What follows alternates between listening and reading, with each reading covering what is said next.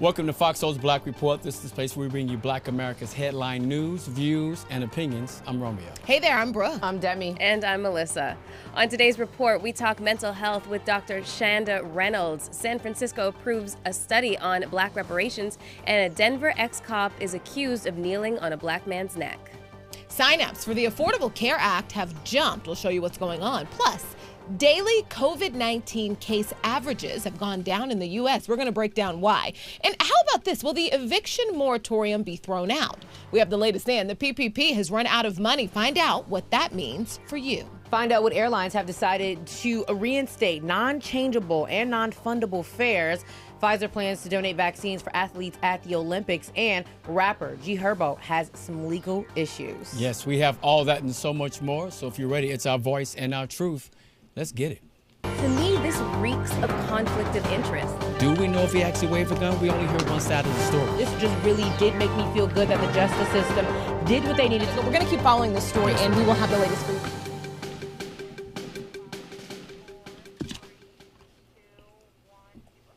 San Francisco officials have approved a task force that will study reparations. The AP reports this task force will specifically look at financial compensation, community programs, and other ways to make reparations to the descendants of slaves. All right, let's talk about the vote.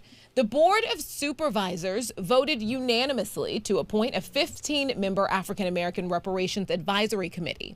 According to the AP, the committee includes black people who have been displaced from San Francisco, have been incarcerated, or experienced homelessness, along with other criteria. Board President Shaman Walton introduced the proposal and says, quote, "The appointments of this Reparations Advisory Committee is a historical event, and I am unaware of any other legislated body in place to prioritize injustices and create a true reparations plan and a package for black people." As for the next steps, the committee is going to have to submit a final draft determining specific ways to make whole those who have been wronged or who continue to suffer harm from past wrongs, and they're going to have to do this within the next 2 years. This makes San Francisco the largest city in our country to ever even take this step. And I got some stats from the mayor's office. African Americans are 5% of the population, but 35% of the homeless population. Wow. Let's talk average income. The average income for a black household is $31,000. Any guess what that is for white families? What's that? It's over $110,000. Yeah. Got a pause on that one. Yeah. I mean, it's the disparity is glaring, you know, and San Francisco is one of the most expensive cities in the entire country to live in.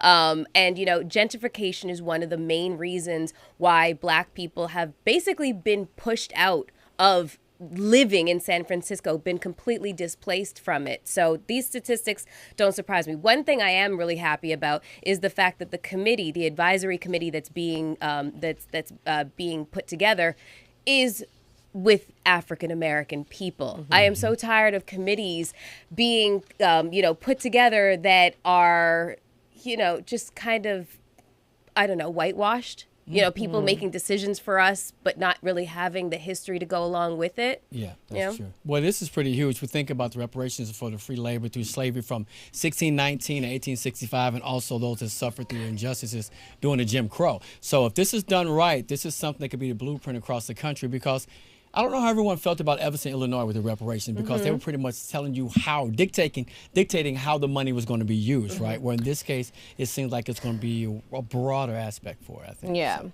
You know, I was not, again, I always talk about this, I was not really moved by the Evanston, Illinois reparations, and I, you know, put that in air quotes, because it wasn't really reparations. Also, you used a city like Evanston, Illinois, that had a very small percentage of black people. Same for San Francisco, a smaller percentage of black people. And so, you know, I would like to see something like Atlanta, you know, somewhere where we have a very big black population, where a lot of black people can actually gain from reparations, you know. So when we talk about reparations, I'm not really moved. Neither one of these. I'm happy. Again, I hate to sound like a party pooper here, but they're not blowing me away yet. Romeo, great point. This does sound a little bit more broad, and hopefully it's not a loan program like Evanston did and disguised it like it was reparations. So I guess we have to wait and see. But right now, none of these reparations bills have blown me away thus far. Well, we will see, that's for sure.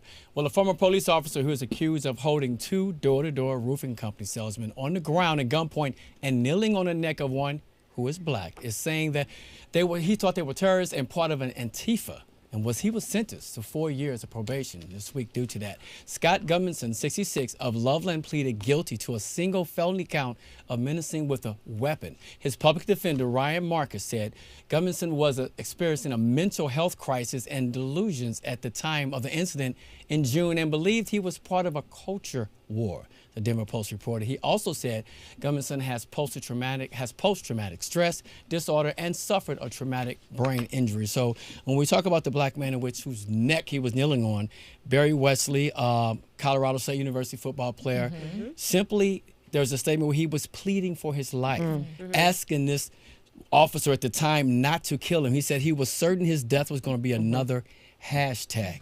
And now we're also hearing that Gumminson said he was in a fog for 6 weeks from surgery, right? I think he had a leg surgery, so he felt like he was in a fog. Well, then you should stay at home. You should not be at work.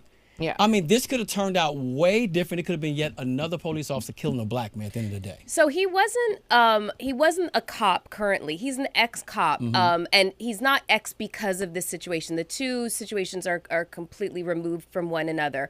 But the district court judge, her name is Michelle Breiniger, she said that she couldn't sentence him because of the terms of his plea deal. And so what she decided to do, she chose probation because he would be able to be kept under, supervised for a longer period of time with the probation that she was able to, to give him, because she couldn't sentence him to jail time. But he did apologize in a brief statement talking about the fog that he'd been kind of, existing. And he said, I'm trying to scratch my head and figure out what happened and why I acted the way that I did. I have an idea. It's because you're racist. Exactly. I have, Melissa, I wish that you could see my notes because I have exactly that. I have literally, it says exactly, you know why you acted you did because you're I have the exact same notes, exactly what you were going to say there. And, on top of that, I feel, of course, the judge, she did say that she technically couldn't, but she also told him, like, I really feel like I gave you the best that I could, and I mean, if that was the best that she could do, we appreciate that as the black community, but also to say, not to say like 2.5 years would be different, but I also feel like when you're in, behind bars, I've never been there, but, when you're behind bars, all of your basic amenities are taken away. I feel like that gives you more time to really think over what you've done, right? Reflect. Thank you, Romeo, for hopping in there, versus like 4 years probation. You kind of get to go out in the world and if it happens again, it kind of just happens. Like, what do we do if he decides to just go out and say he has another moment of fog? So I think for that's what makes me nervous, is there's no repercussions for his actions. And so now what if he just goes and does it again? Then what? I want to go back to the judge and kind of, the judge explaining, hey, this is what I had to work with. Yeah. Also, back in December, the judge denied a motion that would have forced prosecutors to add a bias-motivated crime charge to this case. So saying specifically, this is your bias against either black people, this is your bias against liberals, this is, do you know what I mean? This is your bias against working class people. They were wanting that in this case, and the judge said no, which then brings us to here, where the judge has, a tight box and that ability to work in. Yeah. So I found that interesting, and I also just wanted to note, to tag on what you were saying, because Wesley just was his words were powerful, and I think they really take you in the mind of what he was thinking at the time, because there's a lot of talk about this case, right? And what happens to the man who is now sentenced to probation, but thinking about just feeling like your life was about to be over, thinking about your life was about to be over for nothing. And he also said that in that moment, he felt it was clear that to Mr. Gumminson, my black life did not matter. And he said that, and that was really powerful to me, because I can't imagine being in that space and actually thinking that you're going to die. And it takes us back to George Floyd, who said those words. Yeah, he did. Yeah. And it's just, this is sad. Yeah. Absolutely. So Florida Governor Ron DeSantis, he signed a sweeping elections bill into law on Thursday, stating that he and other Republicans would place guardrails against fraud, even as they acknowledged there were no serious signs of voting irregularities last November. Democrats and other voting rights advocates said the partisan move will make it harder for some voters to cast ballots. The Republican governor signed the freshly passed legislation ahead of his impending announcement that he'll run for re-election in the nation's largest battleground state, aiming for a broad impact among Donald Trump's party base. He staged the signing on a live broadcast of Fox and Friends on Thursday morning, flanked by a small group of GOP lawmakers in Palm Beach County. Other media organizations were shut out. I mean, there's so much that we could talk about this particular story forever, but we don't have a lot of time. But I thought that was very interesting. Even the producers at Fox and Friends, and they were saying that they had no idea that it was going to be a law signing ceremony. But a spokesperson for him came back and said that there was an actual law signing ceremony, but this was more ceremonial, but I thought that was interesting that they just kind of, didn't let anyone know that this is what we're going to be talking about, because it was initially supposed to be just an interview overall. But so back to the story here, this is all under what they're calling election integrity.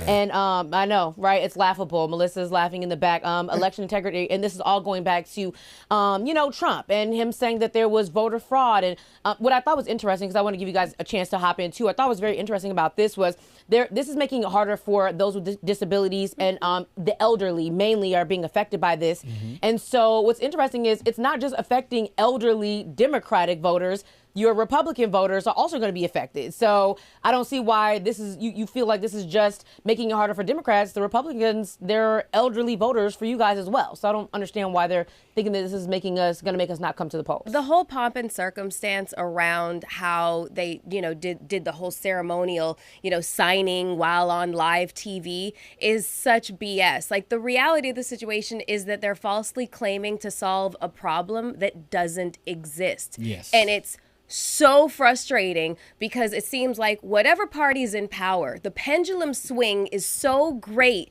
And when it comes to things that are supposed to be, constitutional, like, rights of the citizens of a country, like voting, it is amazing to me how whatever party is in power, they can create these bills that are going to create problems for citizens, the citizens of the country, to basically take advantage of their constitutional rights and liberties. I don't understand how it flies here. It's insane. Yeah. Me neither.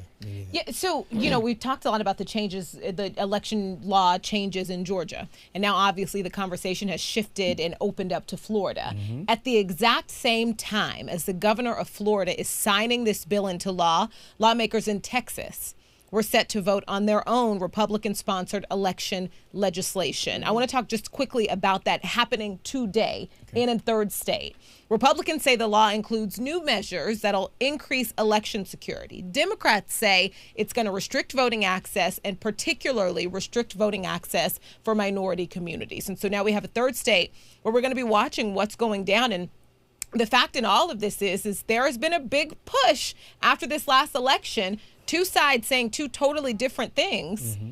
And the people in power who feel like the election was stolen from them, even though it wasn't. These were actual votes. Right. Yeah. But the people in power are in power, and they're doing things to make sure that they don't feel like that next time around. And this is something everyone should be paying attention to. Mm-hmm. For sure. It is a backlash against the black vote, because we turned out in record numbers for this last election, and they are terrified of our power. Yes. That's it. That is all. So now let's check in with Terrence Lee from Fox Chicago with a message from the Black Metropolis Research Consortium. Organization, Mike, and I'm going to start with a quote. I love to do this. Maya Angelou once said, "If you don't know where you've come from, you don't know where you're going." Truly words to live by, and the Black Metropolis Resource Consortium embodies those words. We say good morning to Marsha Walker McWilliams. She's the executive director of BMRC. Thank you so much for joining us this morning. Thank you for having me. Happy to be here. So first, for those who may not be familiar, remind us about what y'all do. So what we do is we basically exist to help document, share, understand, and preserve Black experiences. And we focus on the rich history of African Americans within Chicagoland. And you've been doing it for 15 years now. How are you marking this big anniversary? Absolutely. We were founded in 2006. And so we're marking this anniversary with an exhibit. We had hoped for it to be a physical exhibition that people could stop by our host institution, the University of Chicago Library, and see, but COVID had other plans. So it's actually a digital exhibit that folks can access online from our website. I wonder, in the 15 years that this organization has been around, has there been anything that surprised you that you have discovered over the years about Black history here in Chicago? Absolutely. There are so many gems within the cultural institutions, the educational institutions of Chicago that really make up the BMRC. So places that folks might be very used to, such as Chicago Public Library, Chicago History Museum, as well as local universities and museums, are all a part of the consortium. And I'm simply amazed by how much wonderful documentation, from letters to photographs, exist, really documenting some very powerful aspects of Black history in Chicago and also some troubling aspects of Black history. So we really encourage people to pop onto our website to learn more about the wonderful collections that exist and to access them. On your website, too, they can learn more about Protest in the Archives. Talk to me about that project and how people can get involved. Absolutely. So over the summer, with all the protests happening surrounding the murders of George Floyd, Ahmaud Arbery, Breonna Taylor, and so many others, we really wanted to sort of step into our mission to connect people to understanding more about Black history and specifically anti-racist protests. So we developed this educational resource that exists on our website where people can go and learn more about why we document protests, why do we keep those records, and how do we do that ethically. And what's great about Protests in the Archives is that we're actually crowdsourcing it. So we've had people from all over the country send us articles and videos that are then added to this sort of living document. So we encourage people, if you know of important collections, if you know of important articles or discussions where people are really talking about anti-racist protests and how it matters to American history, and it's certainly local history in Chicago, we encourage people to send that in to us and we'll add it to this living resource. Ms. Walker McWilliams with the BMRC, thank you so much for joining us. It was a pleasure talking with you this morning.